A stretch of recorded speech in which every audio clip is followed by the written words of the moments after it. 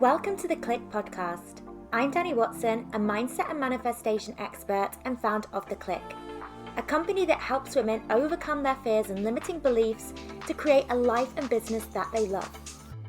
Within this podcast, I will help you get clear on what you want, identify the blocks that are holding you back, transform your mindset and raise your vibration so that you can co-create magic with the universe.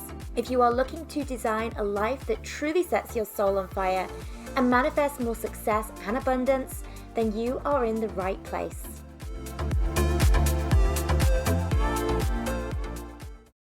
Hello everyone and welcome to this week's episode where I am joined by the globally recognized mindset coach, entrepreneur and Sunday Times best-selling author, Noor Hibbert. Noor, I am so excited that we've been able to get you on the show. I'm really happy that you're here and I know a lot of the listeners will be as well. Thank you so much. It's such a pleasure, Dani. So first of all, I'm obviously super excited because you have a new book coming out next Tuesday. So I've got 1,001 questions I want to ask you about that because I read your previous first two books as well, and I loved them. And I know a lot of our listeners have also read your books as well. So one thing that I'm interested to learn more about is your VIA manifesting method. What is this? Okay. Tell me all. So the VIA manifesting method. So, well, to give you a bit of context, that Dani.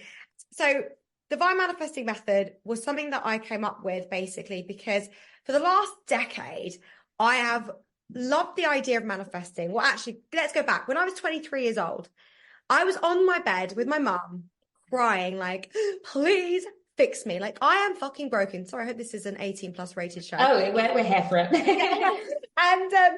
And honestly, I had battled for so much of my life with depression, with anxiety, with just really believing that I'd picked the lucky straw in life, that I was cursed, and life was just going to be a massive shitter for me.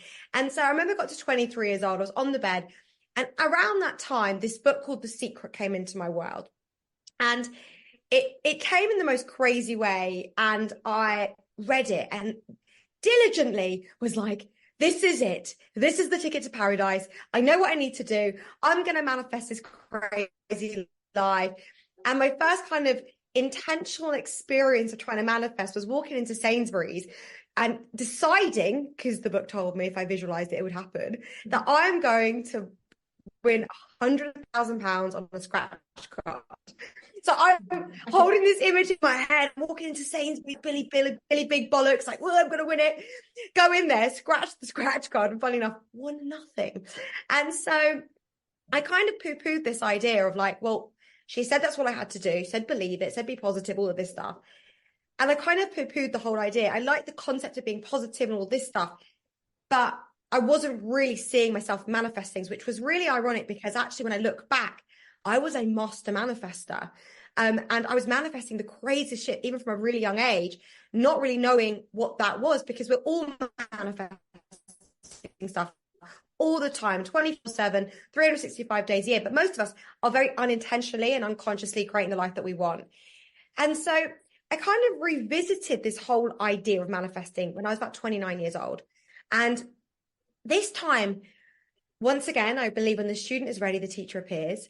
And another teacher sort of appeared in my life. And it was a time that I was going through a really difficult time. And I was reading books by Wayne Dyer. And something just was shifting in me. And I was learning that manifesting from a very different way. I was learning it from more of like a deeply spiritual way, rather than kind of, I think, the more glamorized law of attraction, the secret kind of way that was in like Cosmo. And what I started to realize was that it was missing pieces. Like the book's amazing. It teaches so much. And I'm so grateful because it puts things like law of attraction on the map. But I think why a lot of people don't believe in it is, in my humble opinion, it's missing vital pieces. So after sort of, I think, becoming mildly obsessed, to put it lightly, in learning how to manifest, I realized that there were pieces that were missing. And I think my journey of being a coach and understanding psychology and neuroscience and the way that humans work and being fascinated by that, but you know, probably in the same way that you are, Dani, I started to piece together these different pieces. So the VIA manifesting method, which stands for simply vision, identity, and action, I realized as I kind of reverse engineered the previous 8 years of my life and all of the crazy stuff that happened and the things that people are like, how the hell did you manifest that? And at one point I wouldn't have been able to answer them, but now I look back and I go, wow, I had a really freaking clear vision. My identity, my subconscious identity, not just my conscious identity, was in alignment with that vision. And then I took action. And so VIA simply stands for those three pieces. And I kind of said, like, the way that you get to your dreams is via the manifesting method. And so that's kind of how it was born. And I go into it in a lot more depth in my third book, because when I wrote my first book, Just Fucking Do It, I talked about manifesting. But back in 2019, when I wrote the book, or 2018 when I wrote the book, which was like 6-7 years ago, I actually didn't really realize I had a process that was I was able to write down and teach, if you know what I mean. Whereas now I've got that process, I was able to articulate that in my third book, which is you called You Are a Fucking Success, Change Your Story, Manifest Your Dream Life. And that kind of was born. And that's what I've been teaching, to so many amazing people that choose to listen to me. I always say I've got the heart of a hippie and the mouth of a sailor. So you need to get past that if you want to be in my world. Okay, well, already I've got like lots of questions. So vision, identity, and action. So I guess vision is the whole sort of getting clear on what you want and letting the universe know. What challenges do you see people having with this? Because I think a lot of the time people have these big ideas, but is it necessarily what they really want? Like sometimes we're influenced by what we feel like we should want. So what do you see with the kind of the challenges here? This is absolutely the foundational point of this book. You see, I sort of start off, this ties in so beautifully actually, because what I say in this book is that success defined by society, defined by what we believe it is, I think it's very screwed and skewed. Skewed. Yeah. The best is skewed. Screwed came out my mouth, which must be a Freudian slip there. I think we have this idea that we want these things in life, and we don't really know why we want them. We want the money. We know why we want money, but we don't know maybe why we want.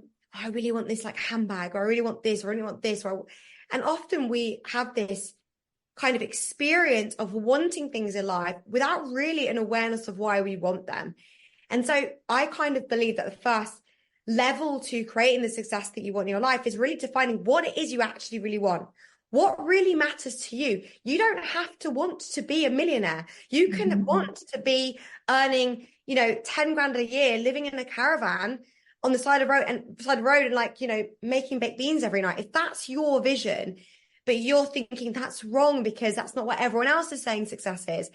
The first point is really understanding, what is success to you? What does it really mean to you? What are your values? What really matters to you? I kind of always joke that, because my friends say this, we live in a lovely part of Sheffield that I'm really blessed. I built our own house here. We live on kind of a road where there's a lot of affluent people in that come out their houses, their expensive cars, their Rolexes, draped in Louis Vuitton, and I'm usually in a £25 hoodie, a £25 tracksuit, not even a hoodie, that I whacked off of like H&M. And my friends are always like, you are the like pikiest looking millionaire I know. And the reality is for me, success has never been, I don't own a designer handbag. Couldn't care less for a watch. My earrings I shared in a podcast. I don't even buy expensive earrings.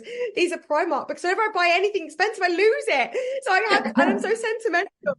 So for me, success for me was being able to be a mother of 4 kids, being able to have freedom to just be able to do the school run and to be able to do that. So, as much as I am so blessed to have created the material success that I wanted so that I could give my children the life they wanted, it wasn't defined by this fear of, if I didn't have it, I wouldn't be good enough. And this is where so many people are driven. Their vision, their dreams are driven by fear of not being good enough, rather than faith of like, this is my unique blueprint. And what I mean by that is, I really believe that every single one of us is like an acorn, or like anything in nature. An acorn isn't going to become a blossom tree. It isn't going to become a tomato. It isn't going to become an apple. It's blueprinted to become an oak tree. And every single one of us, I believe, is blueprinted to become the most abundant version of ourselves. So through things like coaching, which is what we do, we help people self-actualize to basically live out their blueprint, right? But if you stuck an oak tree in the middle of my office with no sun, soil, or water, I don't care how much hoping or wishing that acorn does. Stuck an acorn in. No much how much wishing, hoping that acorn does, it's never going to be a fucking oak tree, right? Because the vision needs the other things to make it alive. So where people go wrong is, number one, I think there's so many different things people go wrong on, but I think kind of the biggest ones is really having the faith that what you dream in is meant for you. Because I don't believe personally that if you have a desire that it isn't meant for you. I believe that's within your blueprint, and so I dreamt of being a coach. I didn't even know what that was, by the way, but I dreamt of being an author. I dreamt of speaking on stages. I don't believe that I would have had those dreams if it wasn't meant for me. So I think the number one thing, and there's lots of little things people go wrong on, and I do talk about a lot of them in my book, but is the number one thing is knowing that if you have a dream and a desire, it's having the faith to go, this is in my blueprint then. And if it's in my blueprint, it's meant for me, but I've got to give it the sun, the soil, and the water, just like the acorn, in order for that to come to fruition. Yes, I love that. And I loved what you said about often people have this perception of what they think success is. And it's often, I think, from what you were saying, it's this validation piece. It's this deep down not feeling worthy enough. So it's like, oh, actually, I'm going to define like success by all of these material things because these will show to other people. But actually, they may have, may not have any sort of connection with you. I think for me, I've often like asked myself, like, if nobody knew that I had this, would I still want this? And it's a good sort of check-in to kind of decide, is this just truly my authentic desire, or do I want this because I feel like it's going to make me look a certain way to other people? So it's kind of a good way to sort of check in. But okay, so we've got the vision of, okay, this is what I want, making sure that that's a true version of success for you. Tell me more about this identity piece, because you mentioned like the subconscious identity. So explain more about that. So we operate, well, look, there is a hypothesis, and I want to say hypothesis because let's be honest, there are many things about humans and the world and nature of reality that we're never going to know. The greatest scientists, philosophers, Nobel Prize winning scientists have not agreed on the nature of reality and have very little information about the actual complexities and potential of the human mind. So when I'm sharing this stuff, I don't want to share it of like, this is right, this is the only way. I just happen to prescribe to ways of thinking that I believe empower us as humans and also make a lot of sense. And so for me, understanding the capacity of how the human mind works, it's theorized that we're only really consciously using 5% of our human mind. And actually, what lurks below that 5% is the 95% of the subconscious mind. And so the subconscious mind is essentially your core identities locked in it. Everything that you see, hear, and experience as a child, seeps into your subconscious mind and creates this filter through which we see the world, or this paradigm is what I call it. And your paradigm is essentially the operating manual for you. So the way I like to explain it is that each and every one of us is like an actor in the movie of our life, and we are the main character. But our script for our life is held within our subconscious. I call it subconscious scripts. And we will faithfully rehearse and live by those scripts, and it will create the movie of our life. And mainly those scripts are created in childhood from the things that we've seen, we've heard, and we've experienced. And so we're automatically behaving in life. We think that we're going around life consciously doing things, not really intentionally taking action and thinking thoughts, but actually for the most part, we're simply a automatic response to the subconscious scripts that we have. We're living a story based on the conditioning that we received as a child. And so what happens is when we use that 5% of our mind to consciously imagine, to consciously go, I would love to be wealthy, or my dream is to become an astrophysicist, or I'd like to be in Hollywood, whatever your dream is, right? You're using 5% of your conscious mind to basically imagine that, to put it out in the universe. But because your subconscious mind is where your beliefs are held. It's where your primitive part of your mind, which is basically responsible for safety and survival, is. If something in your conscious mind is in conflict with something that you hold in your subconscious mind, the subconscious mind will win. So let me give you a tangible example of this. If your conscious mind says, I want to be wealthy, but at a subconscious level, you saw your parents growing up and you were in a household where money was the main cause of arguments. Perhaps your parents even divorced over money. As a child, you would have seen that experience, seen your primary caregivers arguing over this thing called money. This is then alerting your subconscious mind as a possible threat to your safety and survival, because as children, we need our parents to survive. And so what happens is his mind puts one and one together, makes 364, which is money is bad. So now we've got this subconscious story, this script running in the background. Money's bad, money's bad, money's bad. So you're going off trying to be like, I want to be wealthy. Money come to me, money come to me. And subconscious mind is going, computer says no, let's shut this down. And this is often when we get these feelings of self-sabotage, procrastination, like this completely irrational fear of making money, of going for our dreams. And that's because conscious mind has evolved. It knows it's 2024, but subconscious mind is still primitive in nature and still thinks we're going out and we're going to be like killed by lions, bears and tigers. So identity work of the vision of the VIA manifesting method is getting subconscious mind to understand that it's 2024, getting it to understand that making money and going for your dreams isn't a threat to your survival, and realigning your beliefs, rewriting your subconscious stories. And the fact that we have this revelation in science, called neuroplasticity, shows us that we can, in fact, rewire our mind, rewrite those subconscious stories, and allow ourselves to create a new identity conducive to what we want to create.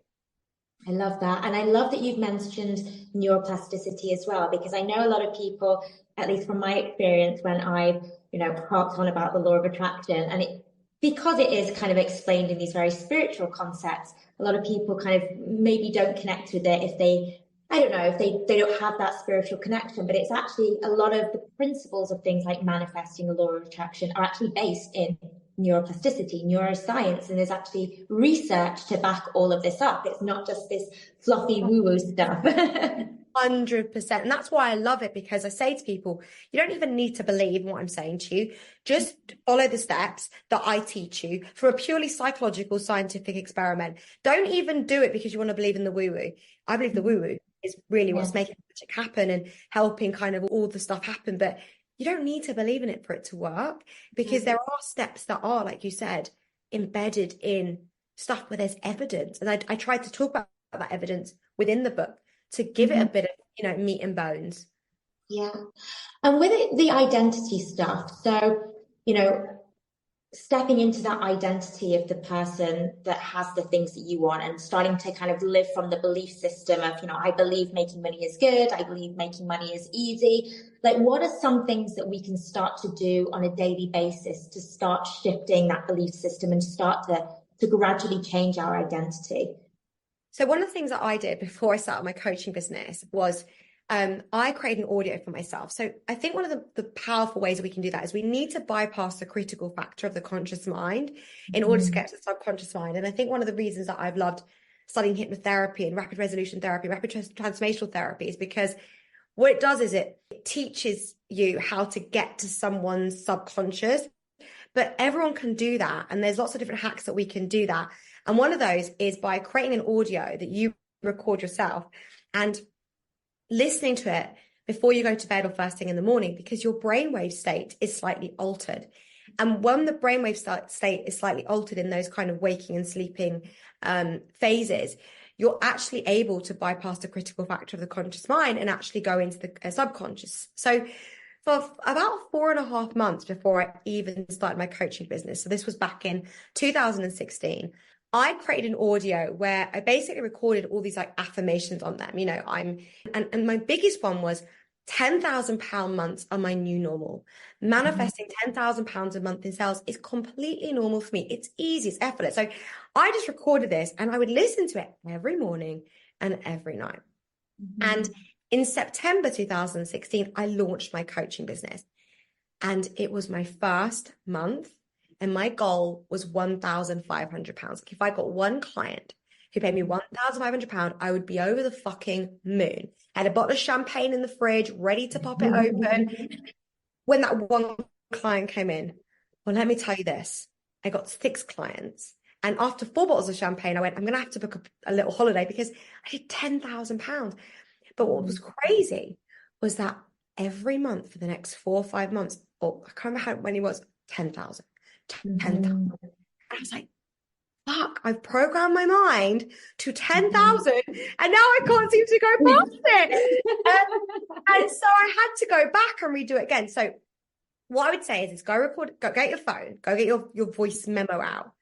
And I want you to write down on a piece of paper 9 to 10 affirmations that are really empowering. Do not use the word don't do anything in the negative. Don't use negation. Subconscious mind doesn't understand negation. So for example, let me give an example of this. Dani, could you please not imagine a mermaid with red hair on a tightrope? Just do whatever. Do not imagine that, right? I mean, all I'm thinking about is a because our mind does not understand negation. And so don't say like, I don't want to be poor or I don't want to be overweight. Like, use positive affirmations, positive words, record them on your phone and repeat each one 7 times. So read the 9 out, then do it again, so 7 times. You can have like 40 something affirmations or 50 affirmations or no, 70. Well, no, it doesn't matter. My maths just lost there, but just record that. Listen to that in the morning, listen to that in the nighttime, and watch just how that in itself will begin that process of what I call subconscious rescripting, rewriting the stories in your mind. And there's many different ways we can do that through hypnosis, meditation, affirmations. And sometimes some things will work and some things don't. It's not like, the cookie cutter approach works for everybody because it depends on how willing you are. And when we aren't willing to change, our mind will put a block to it. So you have to be willing and wanting, I think, to participate in this experience of shifting your identity. And sometimes that's not easy because, believe it or not, as much as people want to change their lives, sometimes they're not actually really at a deep level wanting to. Like if I work with a client who's like, oh, I can't stop thinking about this guy, like we've broken up and I just want to stop thinking about him. And you're like, but you sure you do? I can help you. And they're like, no, actually I don't. And actually what sometimes seems like something we want, we actually don't. And so until we really want it as well, then we'll cause that kind of like rub. So that's obviously nuance. Yeah, that's really interesting because I think that's the thing. It's like one thing to say consciously, I want something. So, for example, success, but actually there can be all of this other stuff like, subconsciously a fear of success. And well, what if I get the money and what does that come with? So it's almost like you've kind of got to unpack all of that stuff as well. And I thought it was also really interesting what you said about you got to that sort of point, your 10K month, and then it was plateauing and it's having to then revisit. It's like, okay, well, asking it will be given. So if I want something more, I have to ask for something more. And I think that's also sort of that sign that this mindset work is almost never done. It's not just a one-time thing. We get to our goals and that's it. It's a continuous part of your life. And every time you up level, what you're visualizing needs to up level and perhaps your beliefs will need to change again. So super interesting. And then the final part, then the action piece. Tell me a little bit more about that. So I think this is probably one of those things where you will get like the manifesting haters that this is all bollocks. Success is created from hard work and graft. Yeah, it fucking is. It does. No, I'm not sitting here saying get on your bamboo leaf, don't shave your armpits and go and out of the sky is going to fall this incredible life that you've dreamt of. I wish that was that way. If I could bottle up, shit falling out the sky without having to do work, I'd be a bazillionaire. But reality is that we have to take action. We're spiritual beings living in a physical body, partaking in a physical world. And that means we've got to meet the universe halfway. And I believe that we are given incredible faculties that no other species has got. We are given this amazing ability to imagine, to be able to see things in our mind. And I believe that when we can see them, it's because they exist on a different, plane, a bit like the Spider-Man multiverse. And we have this thing called intuition. And I talk about action a lot in my book because I believe that we can do action the right way, we can do action the wrong way. If I said to you, if I was your client and I said, Dani, I want to be wealthy, and you say, Noor, I know the exact way to do this. You're going to go set up an OnlyFans account, and you are going to eat Percy pigs naked while squishing bananas in your toes, and I guarantee you're going to make 20 grand a month. My stomach would probably turn at that idea. So you're giving me a solution to get to my goal, but it isn't a solution that's in alignment with who I am. I mean, God, there are people that fucking love that shit. Like, I was going to say, I'm sure there's lots of fans of that. There's a couple on OnlyFans. A couple on OnlyFans make about 20k a month, and they feed each other Percy pigs naked. And there is a girl making about 10k a month, squishing bananas in between her toes. So each their own. But the point is that so many of us in life are trying to get to this thing called success, using a vehicle that isn't in alignment. So, for example, I'll give an. Have you ever had friends where they're like, they're super clever, but they come from like a background where their parents are the doctors or lawyers, and so they're like, I'm going to go and do that, and you're thinking, okay, but is that what you really want? And then friends have gone and done it, and they're now doctors and lawyers, and they're like, my God, this is not who I want to be. And so they've done this thing because this is the way to success. This is the route. That's what my mom and papa said, right? We've got to go do this. This is the way. And now they've done it. They followed this route to success that wasn't actually their route. It wasn't their vehicle to getting there. But they did it because they should, they could, they had the right resources, they were intelligent enough. But it wasn't really truly what their unique blueprint was, just because it was their parents. And not saying that there aren't people whose blueprint is the same as their parents, but I've witnessed this time and time again. And so we take this action that isn't in alignment with the natural flow of who we are. And now we have burnout. You burn yourself out when you use the energy against you. It's like when you go up an escalator and it's coming down the other way, and like every 2 steps you take, it feels like harder. You can't quite get up it. And so what I want, and my kind of like aspiration for the readers of my book, is for them to harness the natural flow of energy. We're part of nature. We have this blueprint. And when we tune in and tap in and reconnect with who we are, we will get guided for the right way. We will get guided by the way that's not going to burn us out, that's going to take us. Will there be challenges? Absolutely. Will there be moments where you're like, oh my God? But it's a very, very different energy than I'm doing the wrong thing to get to the right place, right? And so action is about intuitive-led action, what I call heart hustle. I work hard, right? I don't work like 70 hours a week, but I still work hard. I've got 4 children. I work consistently. I care about what I do. If I sat here and said I do fuck all, that would be a lie, right? I haven't got to making a multi-7-figure business or creating the life that I want by sitting on my ass watching Game of Thrones and eating Oreos. I've done it by taking action, and the biggest thing about taking action is that, unfortunately, because of our subconscious mind, we come up with what I call the success blockers. And these are the things that then really stop us from taking action. But action is absolutely mandatory. However, and I talk about this in the book, there is a level of manifesting that doesn't require action. And this is going to be a bit, what you just said, you didn't say action. Well, there's different levels of manifesting. And there's the manifesting when we're co-creating, and there's like another energetic level. And it's kind of like this sparkly place that we all kind of enter, but we can't sustain being that all the time. And it's like the level of miracles, what I call the level of miracles. And it's like when crazy shit happens, it's blown your mind, but you've done nothing to make it happen. Like, for example, I watched a TV show, and I've been watching this TV show for a decade, right? It's my guilty pleasure. And it's a reality TV show. What's the show?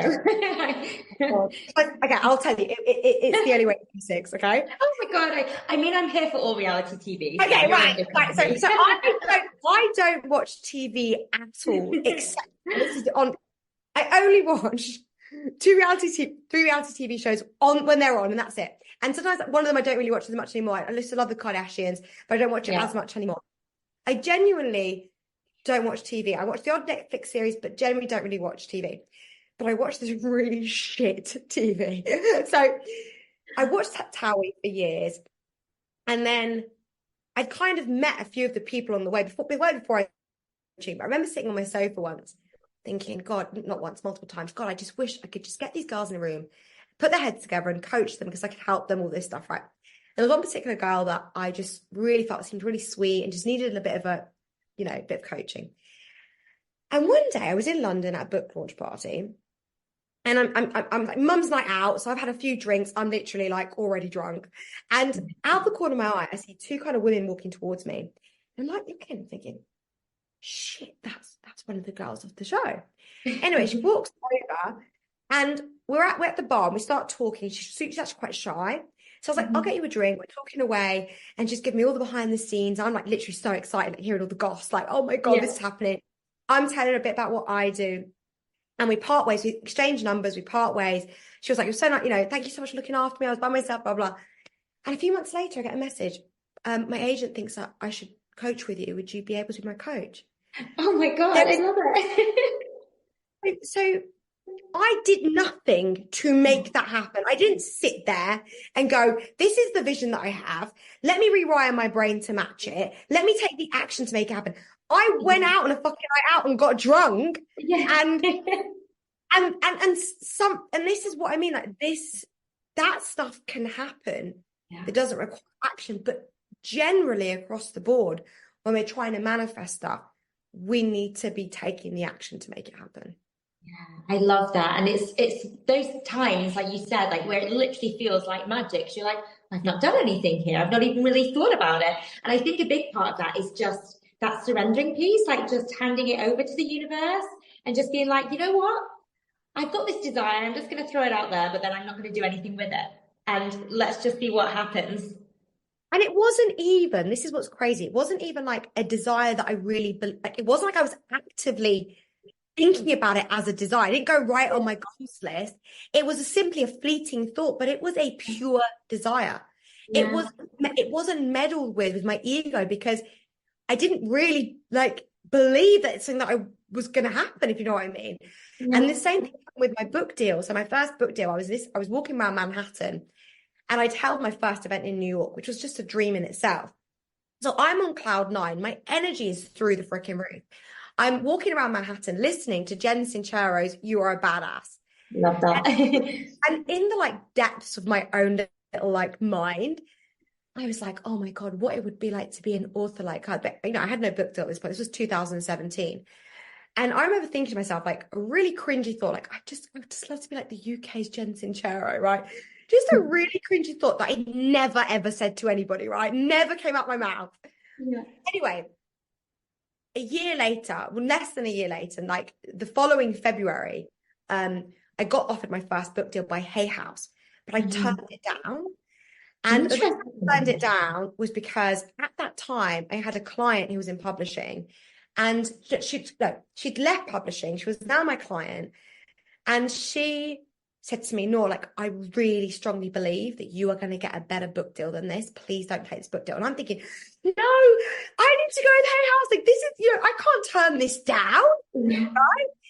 And about a week later, on March 3rd, 2018, an email came into my inbox. It gives me goosebumps every time I think about it. And she's now my agent, but was my client back then, said, you've got to read this. She didn't know, by the way, about the Jen Sincero thing. She just, because she basically got this email through. They were offering me a book deal. She's like, need to read this. And in it said, we are Jen Sincero's UK publisher. Oh my God, we've been looking for a British version of Jen, and we really think Noor could be that.